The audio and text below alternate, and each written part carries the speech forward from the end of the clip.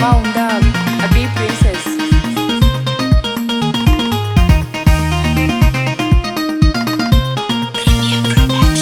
Nika Chuei-keer Payam naga jitiam wajiu. Ija Nyïïr ini ko ini rokolo jor ku panda Nyïïr beni dolda itim kucing panda loy. Nika ume bai Payam naga jitiam wajiu. Ija Nyïïr ini ko ini rokolo jor ku panda Nyïïr beni dolda itim kucing panda loy. Bukanyi jor Payam ni misita ale wain bai honorable malenga ale men unu bala debol. Atengi lum yang yun bai Chuei-keer tit kol nyang tit wai banduk chin ki bua ko wa joron. Kol kone no unda Chuei-keer luny guduro betike kol nyang ki lau ban bor kujal kudier iste ti jong ulei ulai ada mading bor unang i banjiru. Kol kone no unda Chuei-keer luny guduro betike kol nyang ki lau ban bor kujal kudier iste ti jong ulei ulai ada mading bor unang i banjiru. Martin gavana injamot ben doctor yagai and most commissioner iste ti jong ulei. Kai makuruling mena tira jupil loy dey masie gusulden bonji loy loy ban bon buangor. Pani Chuei-keer pani doi piol ajiran bujen bor. Official Payam ajiran beterie. Mika Chuei-keer men uda bidi chini pera ode pandun. Kin pera tong wenga duku baya chetweng doge bay duror panda gariu. Official Payam ajiran beterie. Mika Chuei-keer men uda bidi chini pera ode pandun. Kin pera tong wenga duku baya chetweng doge bay duror panda gariu. Wal kune no unda Chuei-keer luny guduro betike kol nyang ki lau ban bor kujal kudier iste ti jong ulei ulai ada mading bor unang i banjiru. Wal kune no unda Chuei-keer luny guduro betike kol nyang ki lau ban bor kujal kudier iste ti jong ulei ulai ada mading bor unang i banjiru. Elung kanyi waye bangrier unda gajal bai tiam nang luna kir kumabiliau. Kizar kumaror kukol kiduda no irier. Anye chatele ye benye no me panda. Chuei-keer adide apyo kuka didi impyo imen jidit. Duku bai wai we yukumani duku kupanda Nyïïr. Unda ume bai adaga nyiwaten. Pariang dagu undu man unyene lungre la chenki enwan.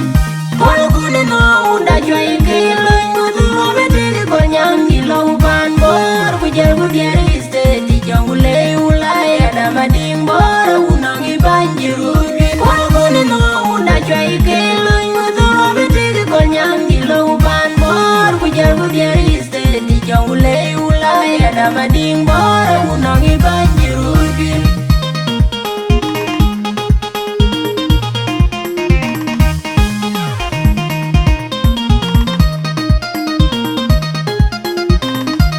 Mika Chuei-keer Payam naga jitiam wajiu. Ija Nyïïr ini ko ini rokolo jor ku panda Nyïïr beni dolda itim kucing panda loy. Mika ume bai Payam naga jitiam wajiu. Ija Nyïïr ini ko ini rokolo jor ku panda Nyïïr beni dolda itim kucing panda loy. Bukanyi jor Payam ni mirisita ale wain bai honorable malenga ale men unu bala debol.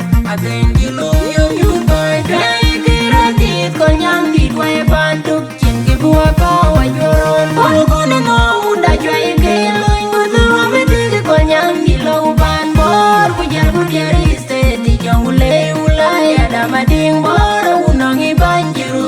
Kol kune no unda Chuei-keer luny guduro betike kol nyang ki lau ban bor kujal kudier iste ti jong ulei ulai ada mading bor unang i banjiru. Martin gavana injamot ben doctor yagai and most commissioner iste ti jong ulei. Kai makuruling mena tira jupil loy dey masie gusulden bonji loy loy ban bon buangor.